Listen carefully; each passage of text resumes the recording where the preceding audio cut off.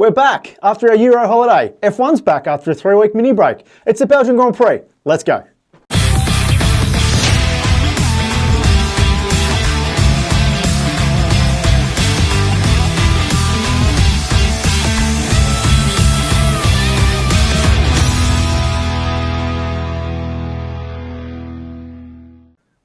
It's that time of the year where we go deep in the Ardennes forest and ask the age-old question of why do we even bother having a wet compound when they're about as useful as a chocolate teapot? Yes, we're back after our 6-week Euro trip and Formula One's returned from its 3-week mini summer break before having the actual summer break in 2 weeks' time to the iconic Spa Francorchamps circuit in the Ardennes forest. Formula One returned with its 3rd sprint weekend for the year that saw Max Verstappen not only haul his piece of shit RB20 onto the front row, but also outdrag Oscar Piastri down the Camel Straight and stay in front for the duration of the race to win the sprint. The Red Bull gun showing why he can't be written off this season, taking the win in front of Oscar Piastri in 2nd and Lando Norris in 3rd.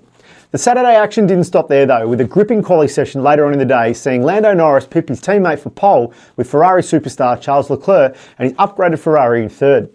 Verstappen and Albon rounding out the top 5 in 4th and 5th respectively. Some other notable quali mentions being Kimi Antonelli with a disappointing 18th and the Aston Martins locking out the back row in 19th and 20th.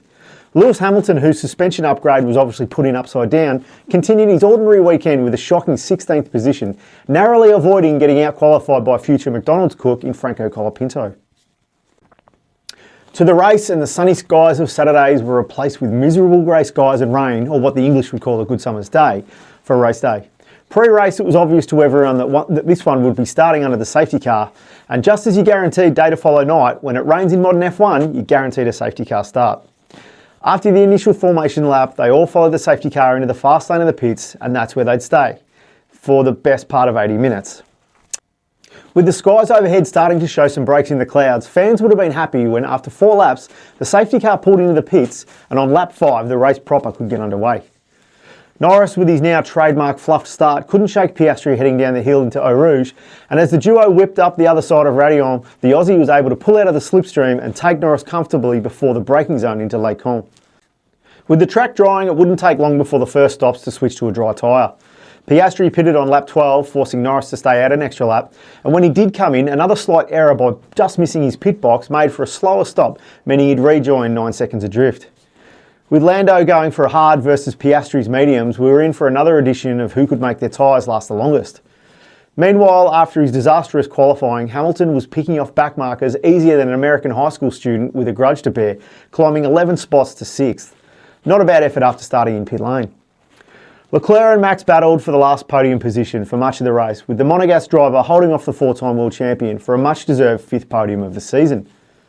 Norris continued to prove that he can handle pressure about as much as a paper garden hose by going wide at Pujol before again locking up into La Source on lap 32. Any pressure he'd put on Piastri's choice of medium tyres was negated by his continual mistakes, much to the disappointment of both David Croft and Martin Brundle, who did everything but actually drive the car to try and get Norris across the line. Seriously, it's time we ditch the UK feed. It's unbearable. Anyway.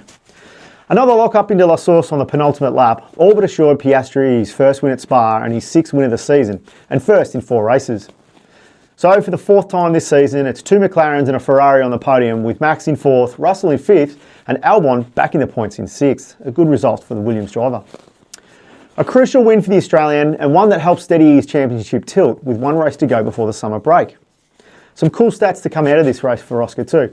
It's the first time an Australian's won 6 races in a season, and it also helps extend his continuous points finish to 31 races, the most by anyone not named Max or Lewis in the history of Formula One.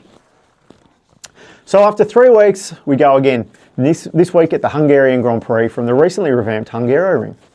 And with this being the last race before the actual summer break, there's plenty on the line for not only the 2 rivals, but a few of the other drivers also.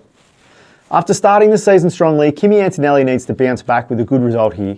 And with the music about to stop on the 2nd Alpine spot, again, Franco Colapinto will be looking for a good result before he gets his head guillotined by Flavio Briatore. Well, that's it for Spa. We're done with that. Let's look ahead to next week. As always, thanks for watching. Please like and subscribe. And if you're not already, follow us on Instagram at CNK Motorsport. We look forward to giving you another completely amateur breakdown of the Grand Prix next weekend after Hungary. But until then, it's bye for now.